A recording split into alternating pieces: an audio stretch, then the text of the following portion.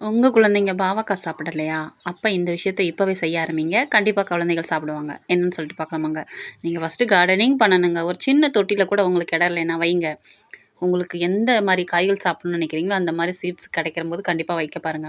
அதுவும் எஸ்பெஷலி நம்ம வீட்டிலேயே கிடைக்கக்கூடிய வாங்கிட்டு வரக்கூடிய பாவக்காய்ல முத்துன பாவக்காய் எடுத்தீங்கன்னா, அதில வந்து நல்லா பழுக்க வச்சுட்டு விதைகள எடுத்து இத மாரி நீங்க போடுங்க. உங்க குழந்தைங்கள வச்சு நீங்க கார்டனிங் வந்து ஸ்டெப் பை ஸ்டெப்பா பண்ணுங்க. சீட்ஸ் போடுறதுலேருந்து, தண்ணி ஊத்துறதுலேருந்து, அதுக்கு உரம் குடுக்குறதுலேருந்து, அதுக்கு பூச்சி விரட்டிலேருந்து என்னென்ன செய்யணுமோ எல்லாமே அவங்கள வச்சு பண்ணுங்க. அவங்கள பண்ண சொல்லுங்க.